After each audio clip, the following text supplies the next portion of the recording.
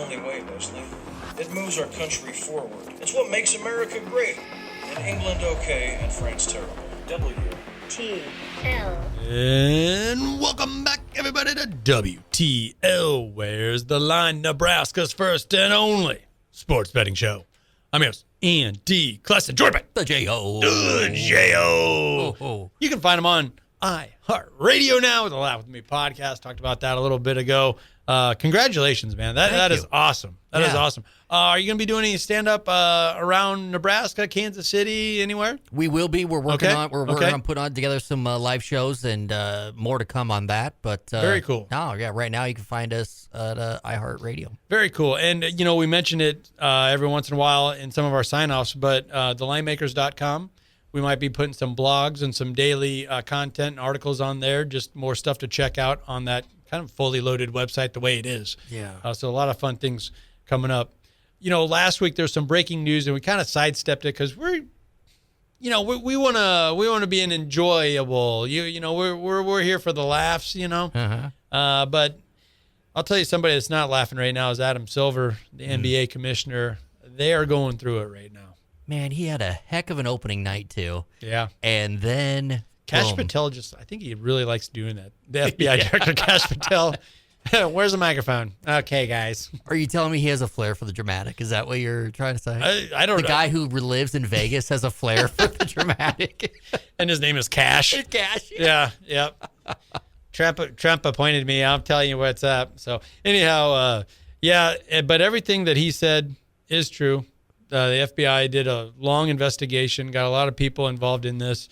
And, I mean, you got Chauncey Billups, an NBA coach, not only maybe in a little bit, fixing games is kind of harsh, but impacting NBA games, but also part of a poker rink. With the mob.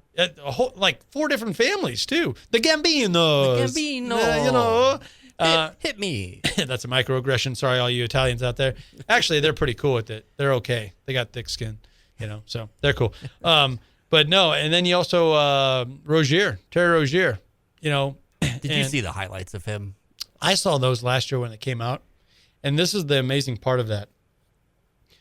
During the game, or right before the game, FanDuel actually tipped off the FBI. They said, we are getting way too much action on one player in one game, and sure enough, right into it, he starts turning the ball over, missing layups, the whole 9 yards. And then the FBI said, okay, we got something here. And the point I want to make, without sports books keeping an eye on it like that, right, this could all be going on, could still be going. Maybe it was happening. I'm a Chicago Bulls fan, but Michael Jordan back in the day, why did he take that leave there for a couple of years? What happened to some of his family members there, the allegations? It could be a lot worse than it is. Those rumors were always there in the 90s. That was why Jordan went to play baseball. He was essentially suspended by the NBA. Yeah. These types of deals that are coming up now make you think there's probably some truth into that. But the books, and the legalizing of sports gambling is raising the radar of these things to try to stop it, and they're catching these things. It is stopping it. Which is a good thing. It's a bad look for the league. I do think there's a solution, and it has to do with the player props. We got to eliminate the unders. If you're only playing for overs, we can try to fix that a little bit. That's interesting. Fix it in a good way. Yeah, that's interesting. Well, then the argument would only be, well, now these guys are taking too many shots anyway. Yes, they are. They're ball hogs anyway. Yeah. So that probably wouldn't impact it too much. I like that idea. I never heard that one. Take away the under. Take away the under. That would kind of deter some of that. The worst thing you could do is try and cut out sports books altogether, because then you're back to square one. Even last spring, a random Alabama baseball game, the coach tipped off his buddy, made a huge bet because he knew that he wasn't going to start the books knew it right away. Yeah.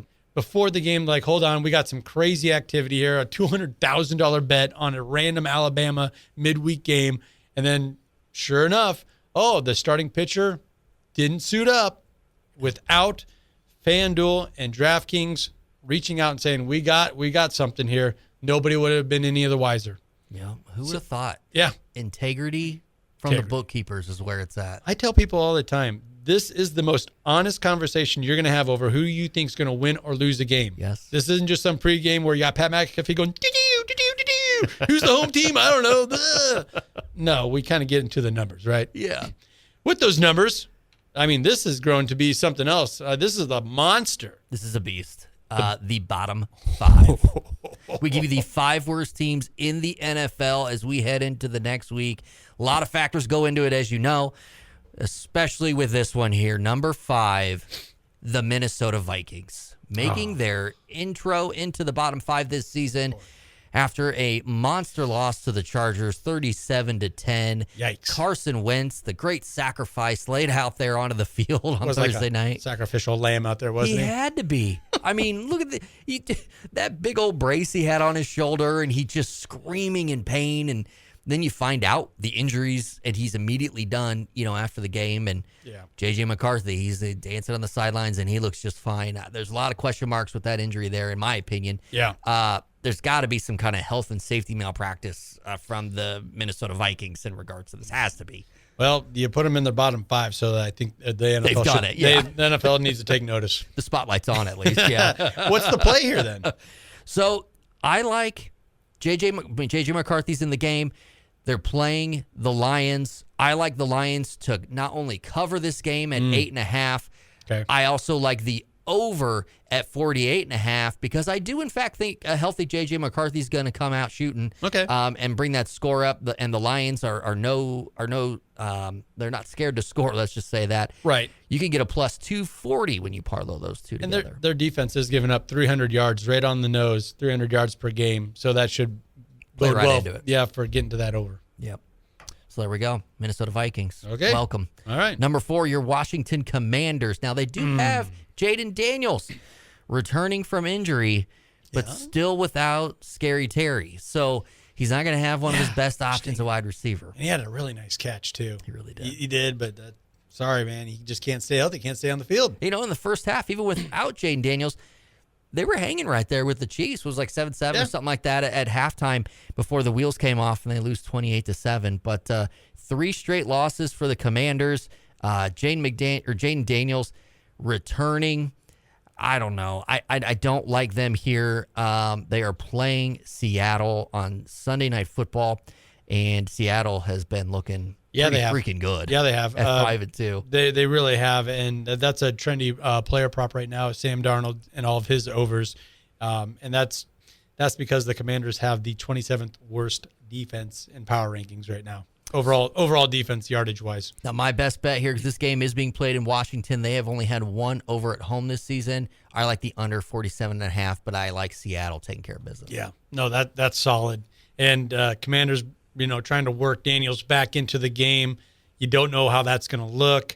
And the Seahawks, they might be one of the surprises of the NFL. Yeah. They are right in it. They're in the NFC West. Certainly a playoff team. Yep.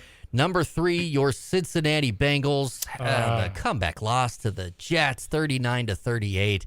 Joe's up in the air. Joe Flacco, he's got the AC joint injury. We don't know if he's going to play. He's 50-50. I just looked. He's 50-50. 50-50. It's dire for Cincinnati if Joe Flacco doesn't play.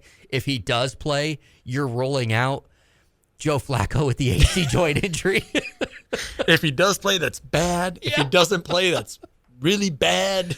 Like, it's weird because the Bengals are still their record wise are right there. They started 2-0. One of 3 teams that start 2-0 this year. Joe Burrow, he just keeps give me one more month. Give me one more month. I don't know what's going to be left of this team after that 1 month. But they are at home versus the Chicago Bears. The Bears are a 3-point favorite. I like them to cover the 3. They are 4-1 in the last 5 games against the spread. The Bengals have not fared well against the spread this season. Now the Bears, they took a step back last week, but I like them here against the Bengals. I think this is a good spot for the Bears to get right. And also, somebody has to be the worst in the NFL, and that is the Bengals. They have the worst defense, giving up 408 yards per game. There you go. So number 2, and this is a team coming off of a big win. They beat your Bears 30-16. The Baltimore Ravens at number 2. Now, here's why they're number 2 here on the bottom 5. Okay. Despite the win, there's still a struggle of a season. They're still battling some injuries. We still don't know what's going on with Lamar. The Ravens seem to be a little like mismanaged in ways this season that we haven't seen from Harbaugh before. The injury reporting with Lamar coming out of the weekend. He Yeah, what's going practiced on? Friday fully, but then he didn't, and then they declared him out Saturday. Yeah. There's some shady things going on there that they're going to have to answer to. And then coming out of their bye week, going into this game, they had the grounding where they took out the ping pong table and all that stuff, Yeah. right? Yep. All the Xboxes out. This looked like against the Bears, one of those, all right, you're grounded, and then you go and you do well for a day or for a week, and you're like, am I not grounded now? Like, am I back? Can I have my video games Can I come out back? of my room? Like, that's what that felt like. Right. And they are still, in my opinion, still kind of like wavering there. Now, they're playing the Dolphins on Thursday Night Football. Uh-huh. This I will say, Short week. the Dolphins just crushed Atlanta 34-10. What was that all about? Now, we talked about the NBA news. Oh. Tua played like a guy that was told you can't look bad all the time. Now, I'm not spreading any rumors. He's always done that. You know, his entire career has been that way, right? He looked good. Yeah. And you know what? It was just interesting, the timing of that. I'm not spreading any rumors. Okay. Suddenly he looked good. All right, number one, the worst team in the NFL this week is the Tennessee Titans. Big loss to the Colts, 38-14. In hindsight, after firing their coach, which was questionable, even, we talked about locally, they were questioning it. Mike McCoy coming in as the interim, I thought, what are you doing? Yeah. This was actually genius by the Tennessee Titans. What a perfect fall guy. Like, You've seen the light. Now I've seen the light. Now you're this is the Chargers fan seeing the fun, seeing the irony in this one. this is great. Mike McCoy gets to come in and just lose a bunch of games. Nobody knows the difference. Everything's great. They've got the Chargers coming into town this week, in fact. Oh. They look with Joe Alt back. Oh, and no wonder you got him at number one here. I'm Oh, my gosh. excited. I'm excited. The Titans are 2-6 against the spread this season. I like the Bolts to cover 9.5. With Joe Alt back on that offensive line for the Chargers. They look good. That was good to see the Chargers bounce back last week. Yes, it was. Everybody played good for the Chargers last week. Herbert spinning it, huge game, 3 touchdowns. 3 touchdowns. Yeah. I just don't see anything changing here against the Titans in what will be a Charger beatdown on their former head coach, Mike McCoy. Yeah, I like that. And he's got a rookie quarterback that's really swimming in it right now. It's not looking good for the team out of Nashville. No, it isn't. So there you go. That's our bottom 5. That's your bottom 5. Well, we're about out of time. So that's going to do it for us here at Where's the Line. Be sure to check us out on YouTube and, give us a like, give us a subscribe. Then that way you'll get those notifications on game day to get the latest edge possible. Also, follow us on ESPN Tri-City Radio and their Facebook page. We are going live pregame. We're going to be at Memorial Stadium for Nebraska hosting USC. So if you haven't already, subscribe to the ESPN Tri-City Facebook page. That way you'll be on board with us in that pregame show. We're going to be kicking that off at 2 o'clock with the guys over at No Block, No Rock. Oh, yeah. Go Big Red, baby. Oh, my God. If you want some honest opinions, those boys, they'll let you know. They're going to break it. They'll let you know. Thanks to Rod Vermilio of the Global Sports Betting Network once again for stopping by and dropping all that knowledge on us. Those free picks, we love them. And the free plays for Jeremy Odom, a.k.a. the J.O. I'm Andy Klassen. Thank you for listening. This has been WTL.